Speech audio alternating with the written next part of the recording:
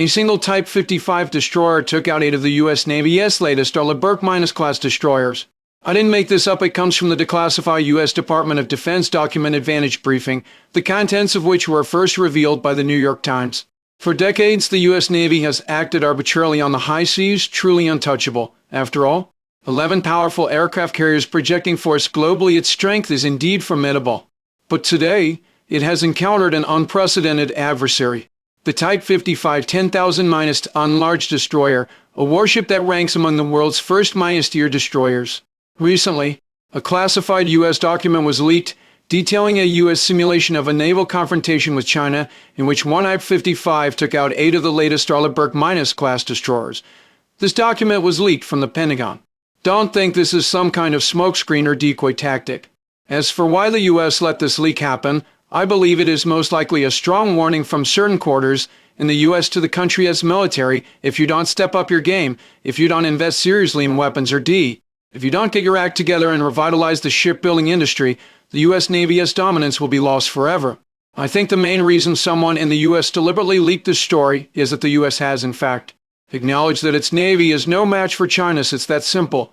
Additionally, the U.S. also noted that China has deployed over 600 supersonic anti-mine ship missiles, boasting full capability to keep the U.S. forces at bay beyond the first island chain. In other words, if a conflict breaks out in Japan or elsewhere, once U.S. aircraft carriers are committed to the war, every single one of them will be sunk by China. In this regard, the U.S. is utterly defenseless. This is a specific point highlighted in the document. Let us analyze each aspect one by one, starting with the Type 55. The U.S. claims that one Type 55 took out 8 Arleigh Burke-class destroyers. Is this possible? I truly don't think it is an exaggeration. You need to know that the Type 55 is equipped with supersonic anti-mine ship missiles. These are unique anti-mine ship ballistic missiles in the world. As we all know, they have an extended range and high speed. The U.S. is certainly aware of this, yet it has long refused to believe that ballistic missiles can hit moving maritime targets. Therefore, the U.S. did not develop anti-mine ship ballistic missiles.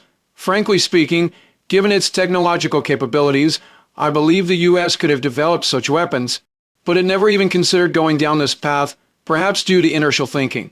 That is why the U.S. still equips its forces with the Harpoon anti-mine ship missile, a subsonic missile flying at a mere Mach 8 at ultra-low altitudes. It relies primarily on low-altitude penetration to strike naval fleets. This is the area the U.S. has focused its research on. Now, what are the key challenges of using ballistic missiles to strike aircraft carriers? They lie in terminal maneuverability and target locking. Once a ballistic missile is launched, it follows a parabolic trajectory. In theory, it is designed to hit a fixed point.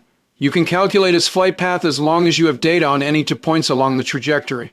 But aircraft carriers are mobile. By the time a ballistic missile reaches the target area, the carrier would have already fled far away.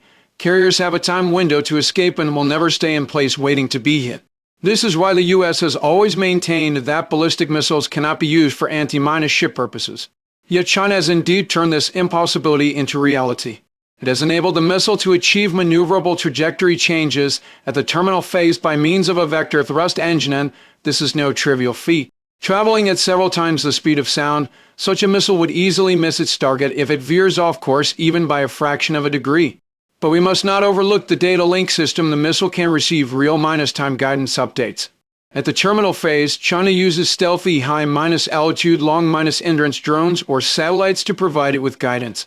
What is more noteworthy is that the missile makes a vertical dive to strike the target in the end.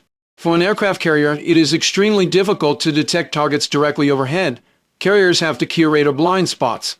One is the low-altitudes owned close to the sea surface, where radar is disrupted by ocean waves. The other is the area directly above, as air defense weapons are designed for curved trajectories.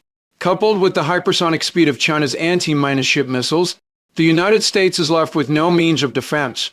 Just a couple of days ago, China demonstrated exactly this vertical anti-mine ship capability as a missile plunged straight down at a 90-degree angle from above and punched through a target ship. Don't assume that the destructive power of such anti-mine ship missiles is comparable to the results of previous U.S. aircraft carrier strike tests where dozens or even hundreds of missiles and artillery shells were fired, yet the carrier still remained afloat. Under normal circumstances, it only takes one hit to finish the job. That is why the U.S. claims that 600 supersonic anti-ship missiles could annihilate the U.S. Navy. This is also the reason why a single Type 55 10,000-ton destroyer can take out 8 Arleigh Burke-class destroyers. It is armed with such advanced anti-ship ballistic missiles with a range of at least 1,500 kilometers, enabling it to launch long-range strikes against Burke-class destroyers from beyond the enemy's air defense zone. In contrast, the Burke-class destroyers rely on Harpoon anti-ship missiles with a range of just a few hundred kilometers. What is more, the Type 55 is equipped with 112 vertical missile launch cells. In my opinion, taking out 8 Burke-class destroyers is truly a piece of cake for it. After launching the missiles, it can simply withdraw, leaving the subsequent guidance tasks to drones and satellites. In summary, I believe this top-secret U.S. document is intended to warn Japan given its increasingly excessive actions recently, and at the same time, remind the hawkish factions at home that the U.S. has no desire to directly confront China, because before any military conflict breaks out, the U.S. is still nominally the world's sole superpower. But once a real war erupts, regardless of victory or defeat, the U.S. will definitely suffer a devastating loss of strength.